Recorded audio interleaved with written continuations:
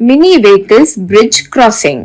निराल नाम के गांव में एक घना जंगल था। उसमें एक गुफा में एक स्वामी जी तपस्या करते थे।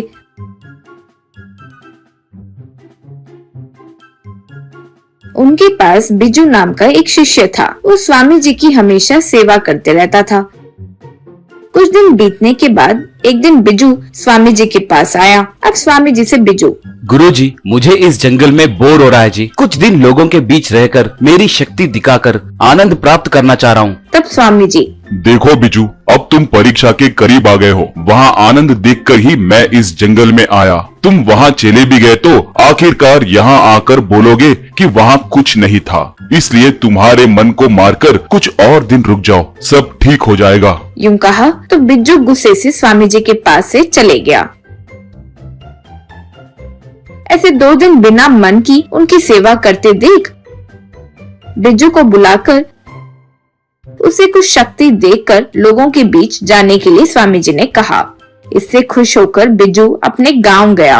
अब उसे देखकर बचपन का उसका दोस्त विकी उसे पहचान कर, इतने दिन कहाँ थे? यूं पूछा तो बिज्जू जंगल से प्राप्त हुए सारी शक्तियों के बारे में बताया। वो सुनकर विकी, रे, ये बेकार की कहानियाँ बताने में तुझे कैसे दिख रहा हो रे? तुम और तुम्हारी बातें, मुझे लगता है तुम जाकर दूसरे गांव में कोई मैकेनिक वगैरह की नौकरी कर रहे होंगे। अब आकर मुझे बड़ी कहानी सुना रहे हो। यूं कहा। इससे गुस्सा होकर बिज्जू को अपने आगे एक ब्रिज नजर आई। उस पर लोग गाड़ियों पर वहां से यहाँ जा रहे थे। अब बिज्जू विकी के आंखों के सामने ही उस ब्रिज को और उस पर मौजूद लोगों को बहुत छोटा बना दिया।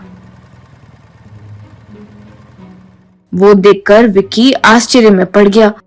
अब विकी से बिज्जू, देखा मेरी ताकत? तुम्हें इतना ही डाउट है तो जाकर उस ब्रिज के पास तुम्हारे पिता भी हैं, जाकर बात कर लो। यूं कहा तब विकी ब्रिज के पास गया। वहाँ विकी के पिता साहू गाड़ी पर नजर आए। अब विकी से साहू, रे, ये क्या हो रहा है रे? हम सब छोटे हो गए हैं रे, कुछ भी करके हमें बचाओ रे, प्लीज। यूं कहा तो बाकी लोग भी आकर पुकारने लगे। वो देखकर बिज्जू के पास आकर विकी विनती किया तो बिज्जू उस ब्रिज को और वहां मौजूद लोगों को मामूली रूप में बदल दिया।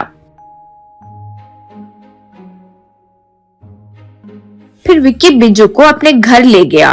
बिज्जू को देखकर उसके माता पिता परिवार वाले सब खुश हुए।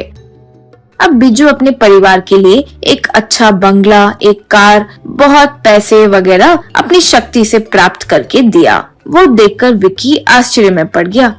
फिर बिज्जू विकी को एक अच्छी रेस बाइक भी तोहफे में दिया। वो देखकर खुश होकर विकी गांव भर में जाकर बिज्जू के शक्ति के बारे में बताने लगा। इससे अगले दिन से लोग बिज्जू के घर के पास आकर अपने दुख के बारे में बोलने लगे। वो देखकर कुछ दिनों के बाद विक्की से बिज्जू, रे, मैंने कुछ और सोचा और यहाँ तो कुछ और ही हो रहा है। एक एक आकर मुझे अपने दुख बोल रहे हैं। कोई अपनी आस से पूछ रहे हैं और कुछ तो अपने दुश्मन का किसी तरह नाश करने के लिए बोल रहे हैं। सच कहूँ तो पैसों से, आसपास के ऐसे लोगों से मुझे आनंद नहीं मिल रहा है रे। यूं कहा। इतने में एक नेता और कुछ राउडी वहाँ आए। अब बिज्जू से नेता, क्यों रे, अपने आप को भगवान समझ रहे हो क्या? देखो, भगवान भी हो तो यहाँ लीडर की बातें सुननी पड़ेगी। चुपचाप मेरे ऑपोजिट लीडर के हाथ पैर टूट जाए ऐसे करने के लिए कहा था ना। तुम नहीं करोगे यूं बोले तो तुम्हें क्या लगा मैं चुप रहूंगा? तुम्हें यहाँ से गायब करवा दूंगा। यूं कहा तो बिज्जू, देखो, इतने छोटे ख्याल रखने वाले तुम और तुम्हारे गैंग इतने बड़े आदमी रहो, ठीक नहीं लगता मुझे। इसलिए मैं तुम लोगों को छोटे लोगों में बदल देता हूँ। 1 मिनट रुको। कहकर बिज्जू मंत्र पढ़ने लगा।